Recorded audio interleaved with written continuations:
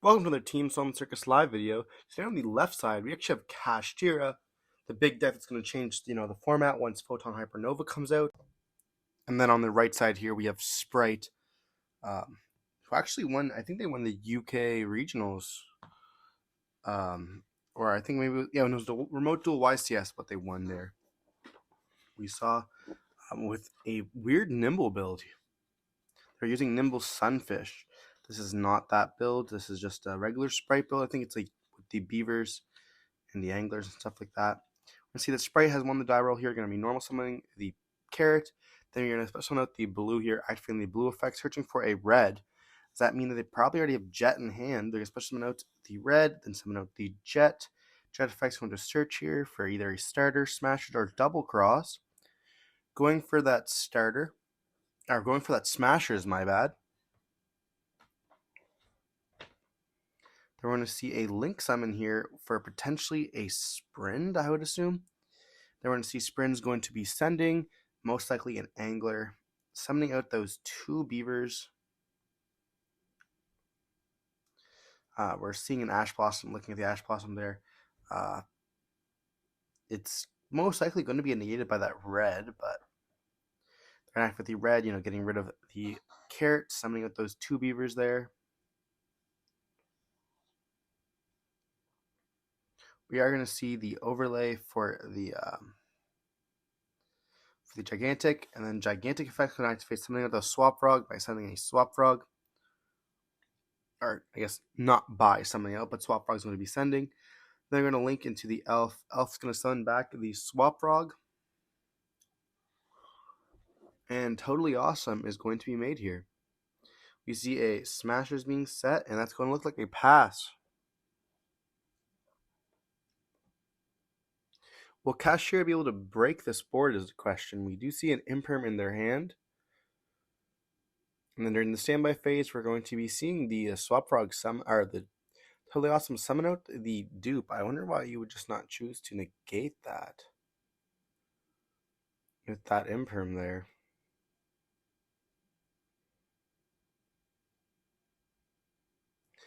Oh, right, it's under Elf. What am I thinking? We're going to see Imperm on the Elf here. Elf's going to be chained, summoning back the carrot.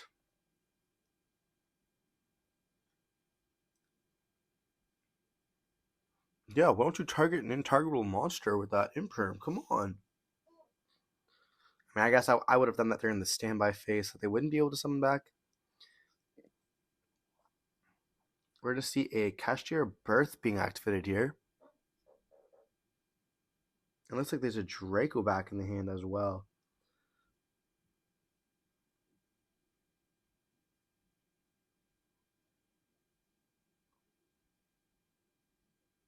So you have Draco back, which is a dead card, and then I think we saw an Ogre.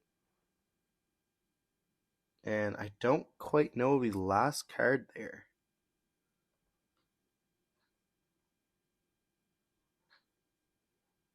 I think it's a Fenrir. We're going to see a Fenrir being special summoned. Very, very good card, even better in the deck. Then we're going to be able to normal summon out the Ogre, because Kashtira Birth lets us do that. Normal summon a level 7 once per turn that way.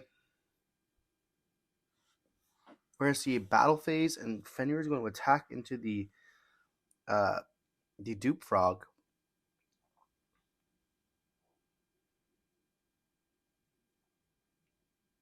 And starter here is going to activate, banishing the Sprint.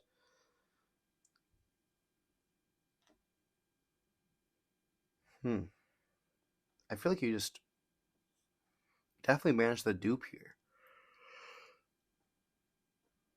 We're going to see Elf, and then we're going to see it banish the Fenrir. Then we're going to see Ogre attack into the dupe frog. I guess you would keep dupe frog so you can protect your toad, if that makes sense to me.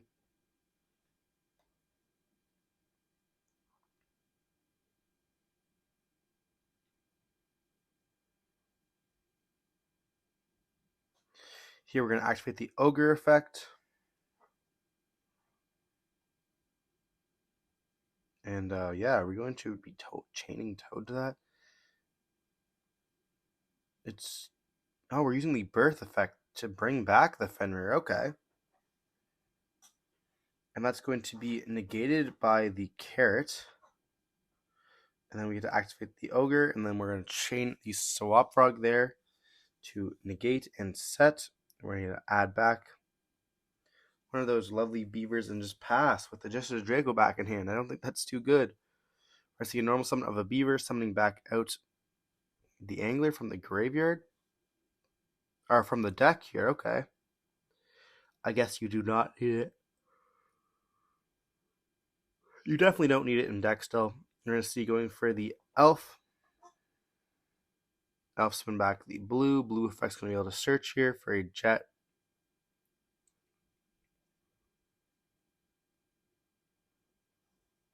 Then we're going to overlay for a gigantic. And then if we flip up the ogre, we do see a Truest Worm there. Kind of unfortunate that they did reveal that. This will definitely be game though. They're going to activate the Magnamut, banishing the gigantic to summon itself out, activating the effect. And they're going to be activating the gigantic, summoning out another jet. And here this should be game. Moving on to game 2 there. They could have also not summoned out jet and just used the bestial to summon it out, but it is what it is. Moving on to game 2 here. We're most likely going to see the Kashtira player choose to go first. Definitely do not want to be playing going second. I don't know what they do pre Photon Hypernova. I know they set up like they can lock up like 3 zones, I think. We did see the Brave stuff, so I guess we can assume there's going to be the Griffin Negate as well.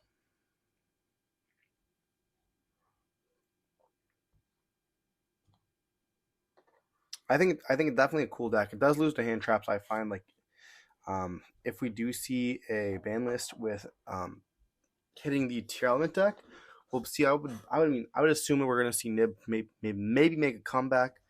I guess it's kind of different. Like the problem with Nib is once people start playing it more, then people start playing around it, and then you have the problem where people stop playing because it's no longer good, and then you will stop playing around it. Then you see it come back. It's one of those cards that's very very good for the deck, good for the game. And we're gonna see the Karikura being played. So I'm excited for that. We actually have some of those sleeves for that, so we're gonna see some. I know Dan's looking forward to him. He has the mat there, so you guys will probably see him with them on. I like them. And yeah, we're gonna go dive back into the gameplay here. We're gonna see that Kashtira Brave is going to choose to go first, and we do see a Rite of Aramis here, I do believe. Especially note the Unicorn, very very good card. Then we're gonna activate the Rite of Aramis here, making that token and placing. He's going to be chaining the Veiler onto the Unicorn there.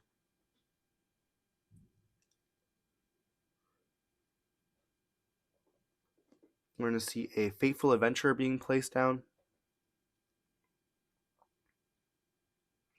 Special note the Astral Karibo by revealing a number monster that will, I believe, lock us into numbers while it's face up onto the field.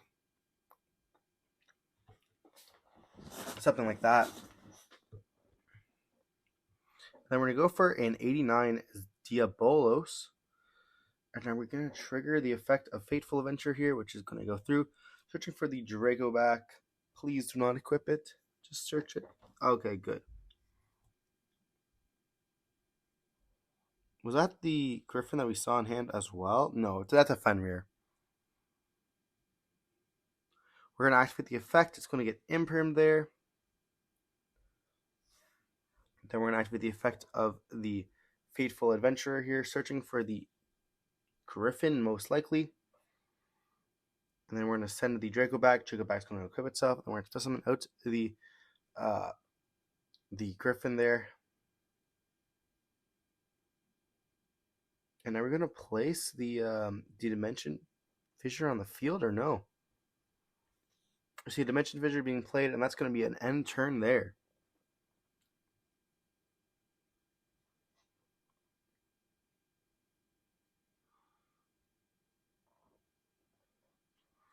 Reading the Draco back, we're going to see a Lightning Storm being activated. I assume calling spells and traps.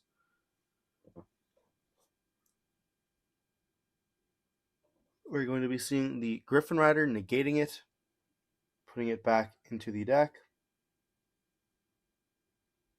And we're just going to scoop it up right there immediately, knowing that they cannot play through the Deep Fissure, and we're going to go to game 3.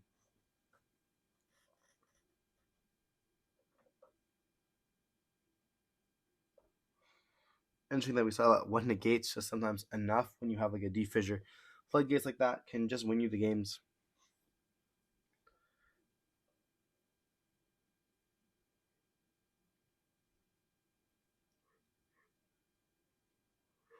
It's pretty wild to me that they brought that card back. I'm still going to say it's because of Konami's trying to make Grand Maju the best common charity deck. It has so many cards.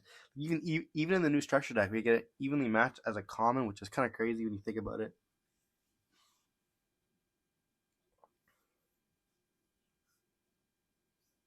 I think the only common staples we're missing now is staples. I guess we're still missing Imperm. We're still missing.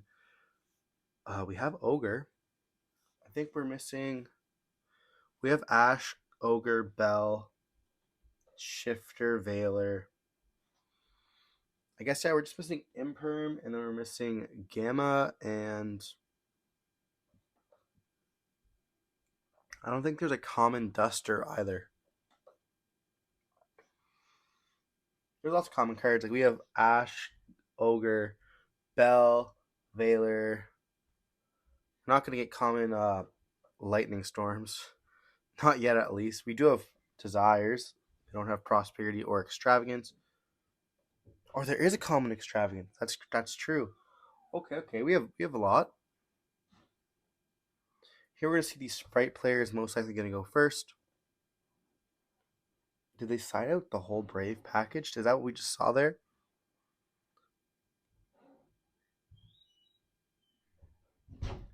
We do see an Ash Blossom in the hand of the Spright player.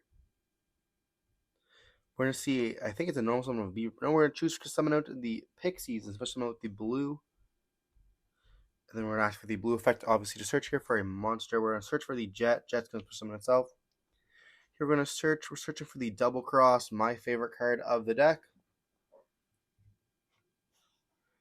Then we're going to link both of those away for most likely an Angler Sender, pretty much. I say Angler, but really Sprint, summon out the 2 Beavers by pitching that Angler.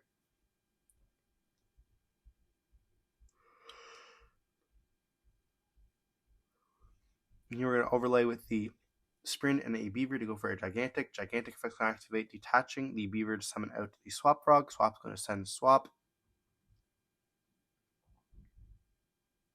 And do we have an Angler in hand? I know we saw we were going to normal summon a monster, but we decided to normal summon the Pixies instead. Or the Carrot. I don't know why I keep saying Pixies. Going for the Elf. Elf's going to summon back out the Swap Frog. And that's going to send to the Newman. Because we are on the Double Cross combo here. Which I would assume is going to lock him out altogether. We're going to see a totally awesome being made here. We do see a Veiler.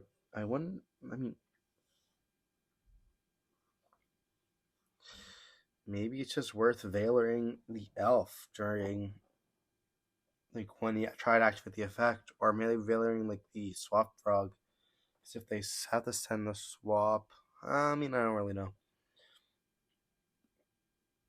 And here we're going to see the Dupe Frog being summoned.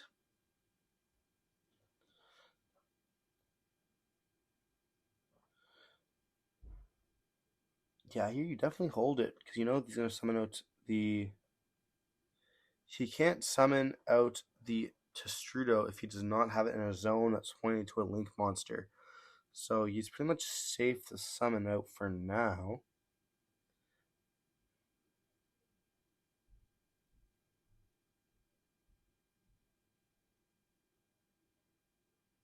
But I guess you know that like, the first thing you're gonna do is gonna get Toad negated. So we're gonna special note the Fenrir. That does not start a chain, so we are gonna be able to do that.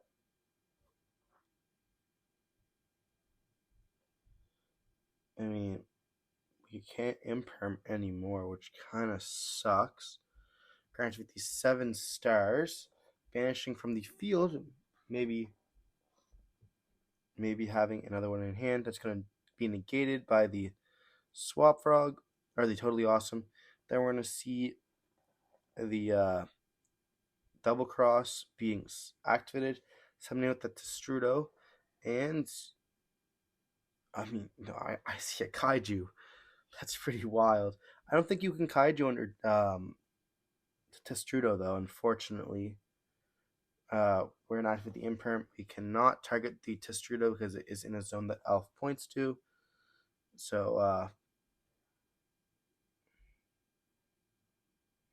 we're just going to scoop it up there, knowing that we do not have enough we can't play anything there, unfortunately. And we're going to see that Sprite's going to take it. I hope you guys enjoyed the video. Don't forget to like, comment, subscribe, and stay tuned because Kashtira is getting some new upgrades.